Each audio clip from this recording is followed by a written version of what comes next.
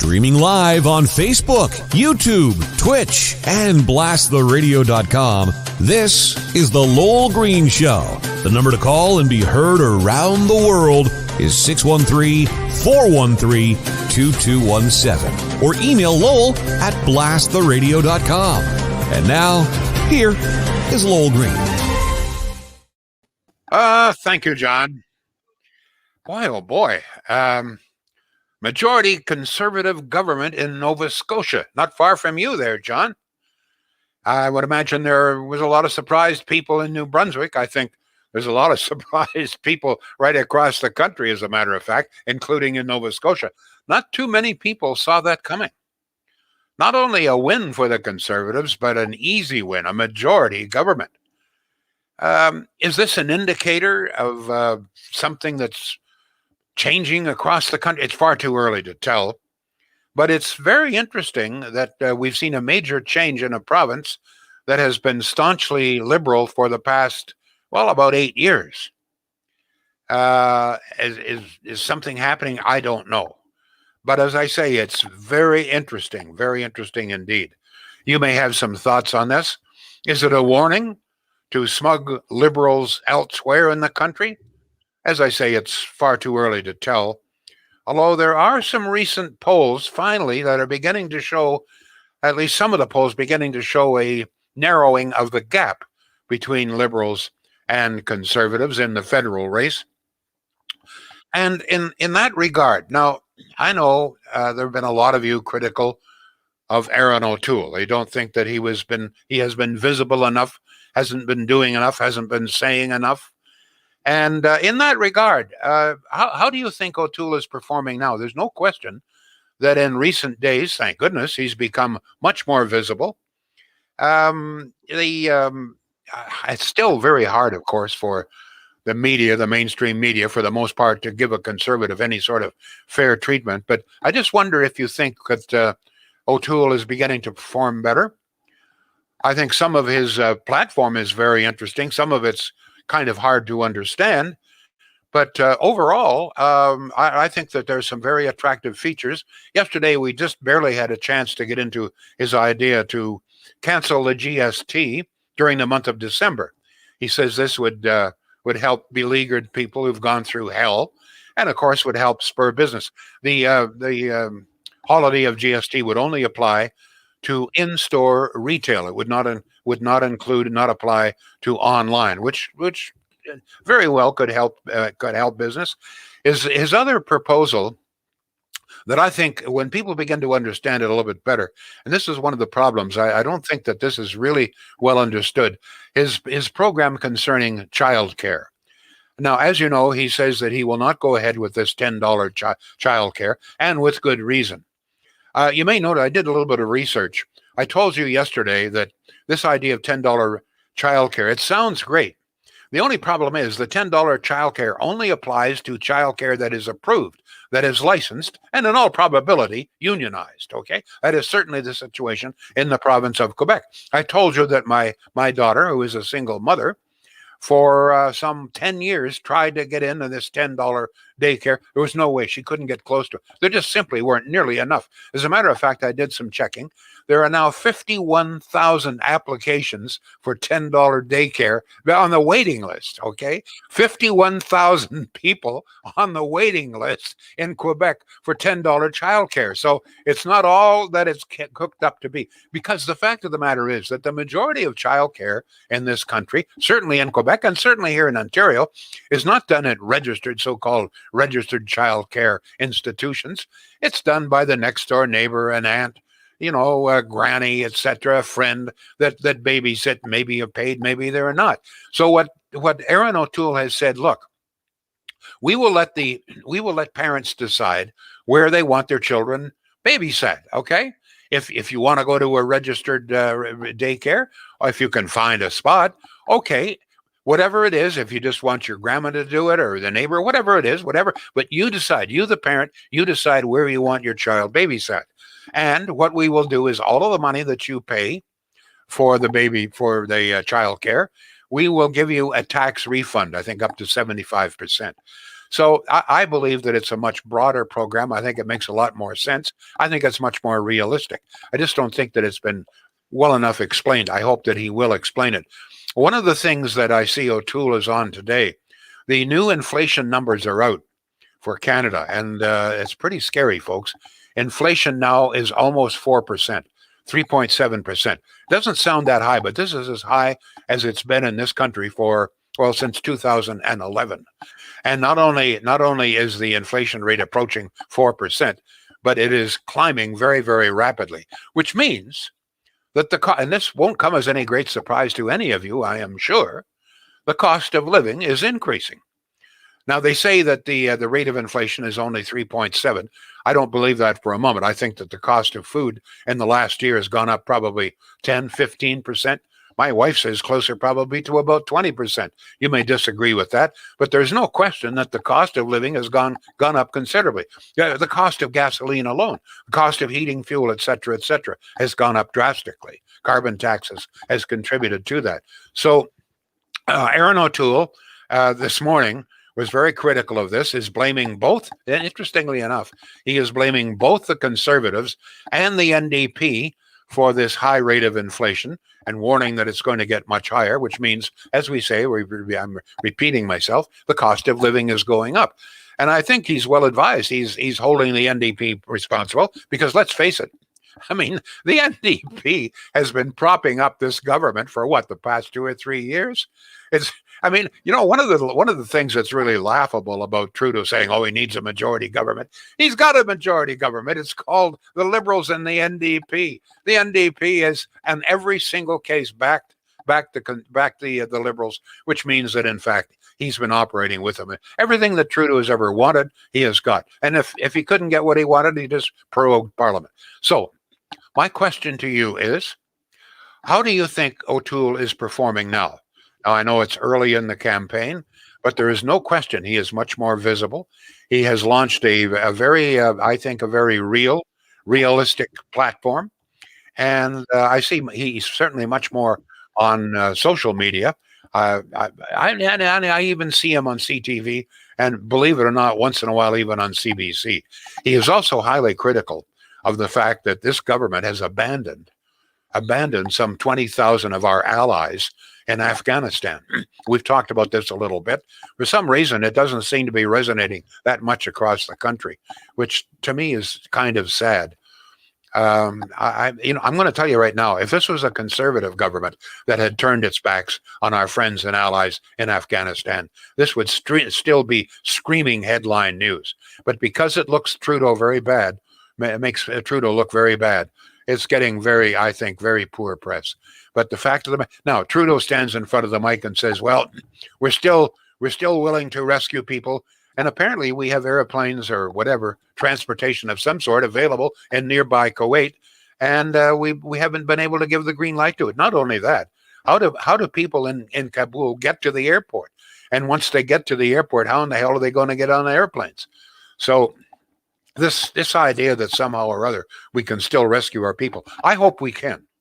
I hope Trudeau is right. I hope that in the end, the Taliban will become much more moderate and allow some of our friends to leave the country. But as things stand now, they're in hiding. They tell me that on the streets of Kabul, you will not see a woman.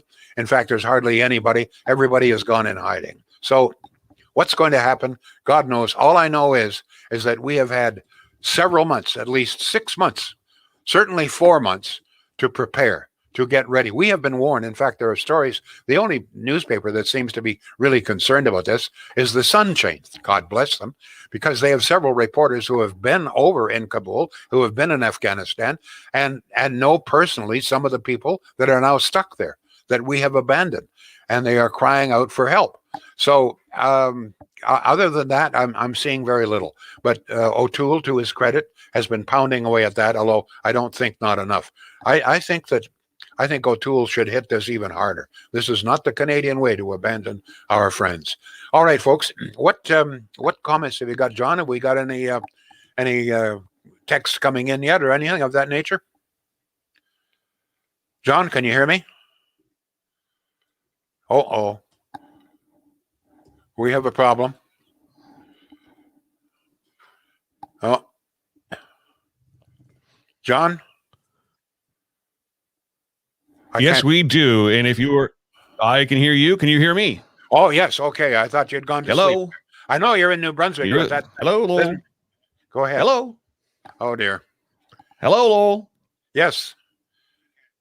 We have a problem. You can't hear me. Well, hang on. I can hear you, John. I can hear you. Mm. Yep. Go ahead. Have you got text? Go ahead. I'm in New Brunswick and I'm in New Brunswick and operating off a cell phone, so bear with me. Here we go. Peter says, that is a brilliant idea on GST. I suggest that before, like the state of Massachusetts does in September for going back to school. Terry says, I like O'Toole's commercials when he's jumping out of a helicopter, etc. Peter says, topics like inflation make voters who are young eyes gloss over. Short, fast bursts of information to them are what they listen to. Cheryl says, totally agree with that, Lowell. Food is outrageous. As far as O'Toole, Cheryl says, I think he's doing a better job. At least he's getting out there. O'Toole is doing well, says another commenter. He needs to play to his strengths with the military service right now. And Robert says, O'Toole is starting to be heard in spite of being ignored by the mainstream media. Keep sharing the video, please, on your social media channels. That helps us a lot. A text here at 613-413-2217. This person says, yes, he does need to push the Afghanistan pullout and how he would do better as a vet. Over on Twitch, Chrissy says, O'Toole, I think it's about time he addresses the issues. Hey, the GST freeze in December, much needed for businesses as well. Julie says the horror of Afghanistan is just heartbreaking. I agree. O'Toole should. And she assures that she can hear both of us. Okay, good. Once again, John, just point out that you're operating from very rural New Brunswick. And this accounts for some of the problems that we have got here. Once again, John, tell people how they can get in touch with us here. Yeah, and thank you for pointing that out. I've tried everything. I'm currently operating off a cell phone because the data speeds are actually faster on it than they are on pretty much the dial-up internet. But here we are, plugging away because this matters. And because it matters is probably why you're tuned in. So please, if you're tuned in on Facebook, share. It's bottom right-hand corner, right below the video screen. Share that just to let people know that Lowell is still on the air and doing his thing. And it invites them into the conversation as well. We very much want to have that conversation. So to that, you can email lowell@blasttheradio.com. I try and read them on the air if I can. Those that I can't, I pass on to Lowell. You can text as well. We're at 613-413-2217, streaming on YouTube, Facebook, Twitch, and more. I have an idea, John. Yes, sir. Ideas don't spring to my brain all that often. Certainly not good ones, okay. But I am going to contact Aaron O'Toole's office and suggest that he promise much improved, speeded up Wi-Fi for New Brunswick. How about that? Listen, I mean, joking aside, I mean, this is how people live their lives now. The internet is such an important part of what we do. And to know that there are people in communities like this, it's a small community of a village of 300-400 people. It's pretty much abandoned because it's not economically feasible for a big company to come in and lay all the hardware that's required, etc. But I mean, it's how rural communities communicate with the outside world now. It's important. Not only that, but increasingly people are finding that they don't have to go to the big cities to hold a job. I mean, there's nothing that says, if in particular, if you had decent Wi-Fi there, nothing that says you can't do. In fact, I understand that in the years to come, that you plan to do the show from New Brunswick. So yes. The point I'm trying to make is that Wi-Fi, the internet, whatever you want to call it, is becoming much more important because more and more people are realizing they don't have to go into the big city to hold a job. In fact, in many cases, people find that they can do a better job by not going into the city. And it's very interesting. I don't know if we covered this or not, but there was a story the other day to the effect that a good number of public servants here in Ottawa, and I guess elsewhere, say, listen, if we have to go back to work into the office downtown, we're going to quit. We're going to take early retirement. So it's what's happening here. Yeah, it's very, very interesting. Now, on this issue of the cost of living, I've always been very suspect when they give us the inflation figures. They say that the inflation rate is only 3.7, which, as I say, is still higher than it's been since, well, for the last 10 years. But the real scary thing is that it's mounting very, very rapidly.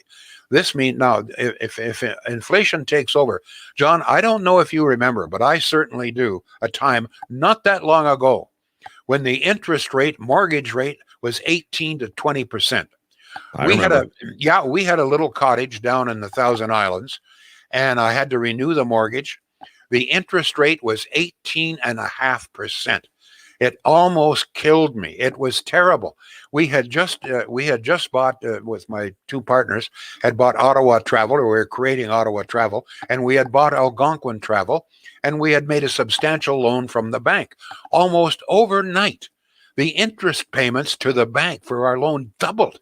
It almost, but not quite, put us under. This is what happens. So this is what happens when inflation gets out of control, folks. I'm not suggesting we're going to go to 18% interest, but I'm telling you, if inflation continues to increase, the answer to it is you've got to increase interest rates. And not only that, we all know the amount of interest that we've got to pay on various government debt. It's about $50 billion a year now, federal and provincial combined.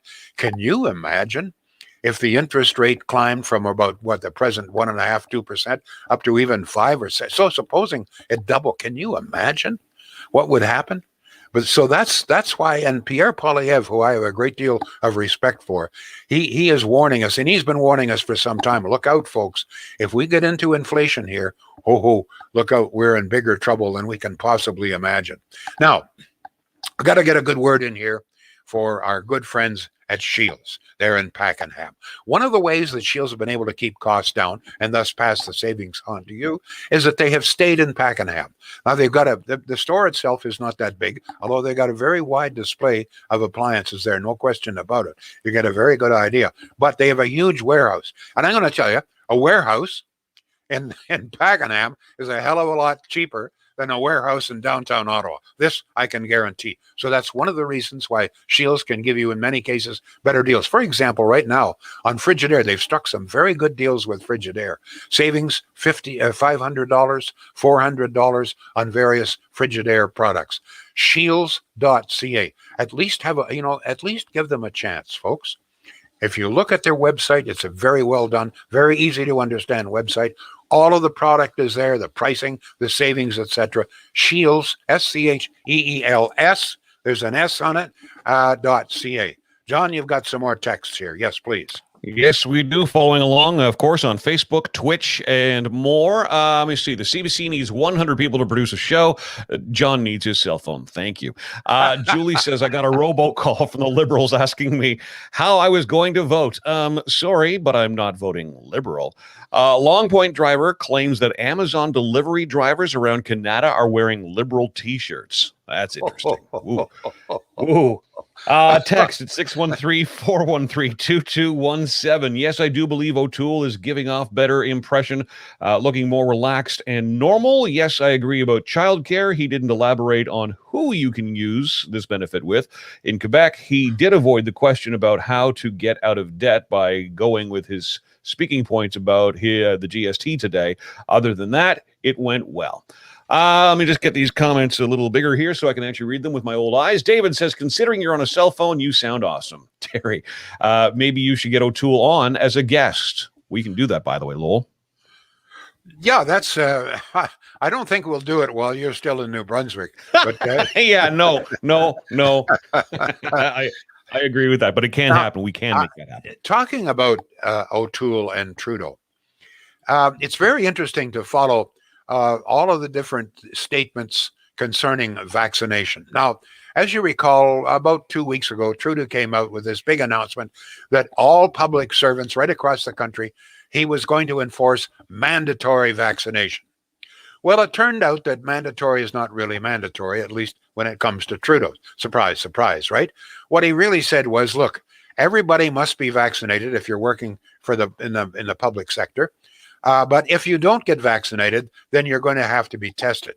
And that's essentially what O'Toole has said as well. O'Toole has been criticized, but he's saying exactly what Trudeau is saying. Get vaccinated, yes. But if you don't, for some reason or other, we don't want to force you. However, if you don't get vaccinated, you're going to have to undergo very frequent testing, which my understanding is a pain in the ass and can be expensive. So it would seem to me that would be an inducement. Now, also, I have to deal with something else. Trudeau has announced that all of his candidates will have to be vaccinated. Mandatory, he says. But once again, what he is saying is if you don't get vaccinated, you're going to be tested. Actually, O'Toole has gone even further than that. He said, I want all of my candidates vaccinated. You're going to be calling on people, going door to door, et cetera, et cetera.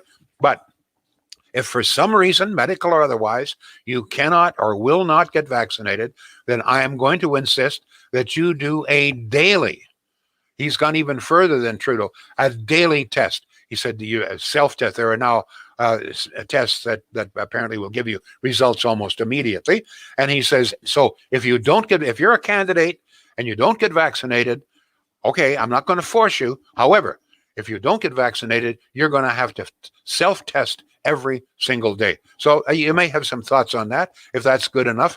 And by the way, Doug Ford has followed pretty well the same idea when it comes to vaccination for healthcare workers and education workers. Yes, get vaccinated, but if for some reason you cannot or will not, then we're going to insist that you be tested so that our students, et cetera, are safe. Any comments on that? Is that acceptable to you, or would you prefer just mandatory? I guess even what Trudeau is saying is, look, the idea of mandatory, there are some people who just for medical reasons can't. There are a few, very small, but there are a few, and others who perhaps for religious reasons can't. But if you don't, all we'll do is insist that you are very thoroughly tested. I think that's moderation. I agree with that. How about you, John? More text there, please. Yeah, we'll wait for some of the comments on that topic to filter through. Meanwhile, Leanne says, try to rent an apartment in Ottawa. It's unbelievable. You can't get a studio apartment for under $1,300. One bedroom, $1,600. Just crazy, says Leanne. A text from Barry at 613-413-2217. Barry, glad you can finally hear the show again. We worked hard for you, buddy. Lowell, they are saying on the news that the Taliban are saying they are not going to be violent this time, and anyone that wants to leave can and will be interesting to see if this comes true. Maybe the Taliban want to establish a good economy, says Barry. Let me see. Ray says, check Ford's newest gaffe. Okay. Didn't elaborate, but there you go.